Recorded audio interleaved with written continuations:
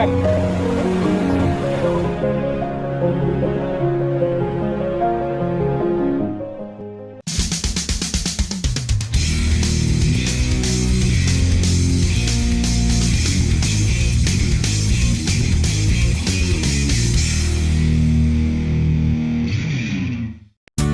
Sat-sat, sikat korupsi.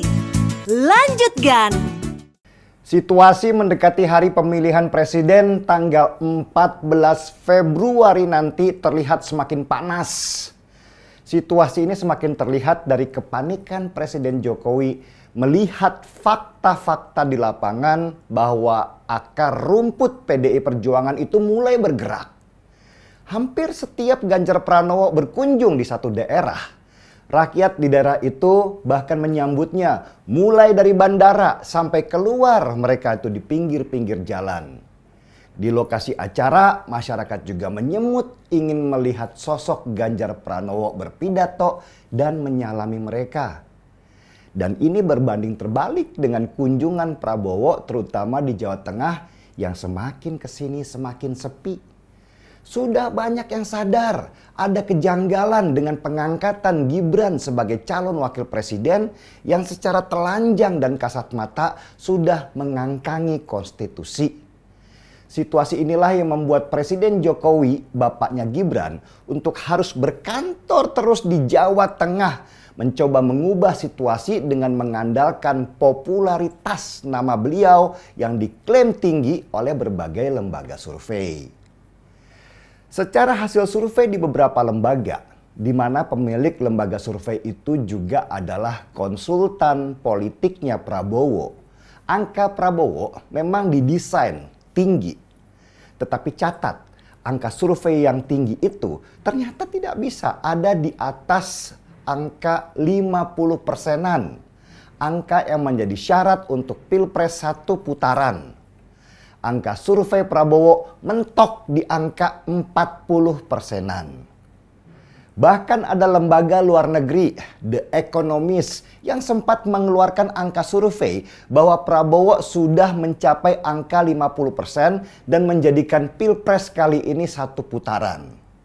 Tidak lama kemudian mereka meralat hasil surveinya dan bilang bahwa angka Prabowo sebenarnya hanya 47%.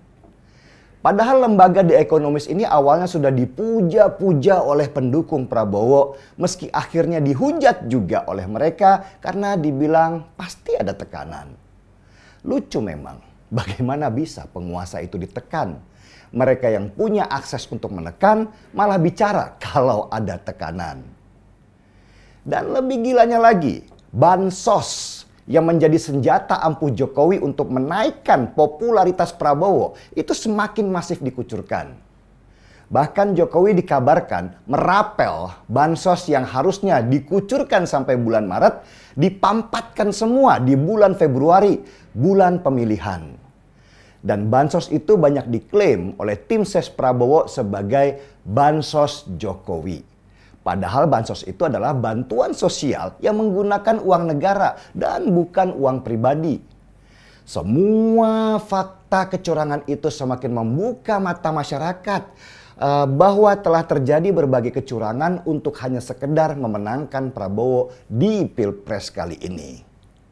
Bahkan Jokowi secara tidak sadar bicara di depan publik bahwa presiden boleh berpihak dan kampanye. Reaksi masyarakat mayoritas itu langsung negatif menanggapi pernyataan Jokowi ini karena ada ketakutan terjadi abuse of power atau penyalahgunaan kekuasaan oleh presiden untuk memenangkan calonnya. Apalagi salah satu calon itu adalah anaknya. Desas-desus semakin kuat dan reaksi negatif masyarakat ini semakin melemahkan posisi Prabowo yang membuat Jokowi akhirnya harus klarifikasi dengan menggunakan kertas. Menunjukkan bahwa dia itu tidak salah bilang kalau presiden boleh berkampanye. Bahkan salah satu ormas Islam besar di Indonesia, Muhammadiyah, meminta Jokowi mencabut pernyataannya bahwa presiden boleh memihak atau kampanye karena itu bisa menimbulkan goncangan politik yang besar. Tapi memang fakta di lapangan, keberpihakan pemerintah itu nggak bisa disembunyikan. Menteri-menteri Jokowi mulai dari Airlangga, Zulkifli Hasan, Erick Thohir, Bahlil tanpa malu-malu lagi turun ke lapangan menggunakan semua akses mereka untuk memenangkan Prabowo. Mereka juga tidak malu-malu untuk menampakkan wajah mereka di stasiun televisi pas acara debat hanya untuk menunjukkan keberpihakan mereka pada Prabowo. Sedangkan para menteri yang mendukung Ganjar tetap berpegang pada etika untuk tidak kampanye Ganjar Pranowo. Bahkan Ahok sebagai komisaris utama Pertamina menahan diri untuk tidak kampanye Ganjar. Padahal dia adalah pejabat politik yang ditempatkan oleh PDI Perjuangan. Meski semua sumber daya dikeluarkan oleh Jokowi, sialnya hasil survei Prabowo tidak juga menunjukkan bahwa Prabowo bisa menang satu putaran. Angka surveinya mentok. Sedangkan dari hasil survei internal PDI Perjuangan, angka surveinya Ganjar pelan-pelan naik dan mengimbangi Prabowo. Ini menunjukkan bahwa Pilpres satu putaran itu mustahil. Pilpres sudah pasti 2 putaran.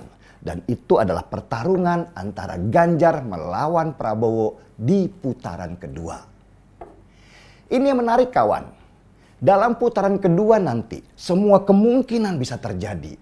Semua angka survei di putaran pertama akan reset kembali ke 0 lagi. Dan gerakan asal bukan Prabowo akan menguat sama seperti Pilgub DKI tahun 2017 di mana ada gerakan asal bukan Ahok yang menjungkir balikan situasi. Percayalah, Ganjar akan menang di putaran kedua nanti. Karena dia akan menjadi simbol perlawanan melawan keserakahan rezim, kediktatoran, kesewenang-wenangan, dan pengangkangan konstitusi hanya untuk kepentingan pribadi dan kroni. Demokrasi kita harus diselamatkan. Agenda reformasi kita harus dipertahankan. Bangkitnya Neo Orde Baru harus dihadang. Dan kita turun ke jalan tanggal 14 Februari nanti. Jangan ada yang golput karena itulah satu-satunya senjata legal kita untuk melawan. Ganjar pasti menang kawan. Mari semua angkat cangkir kopinya.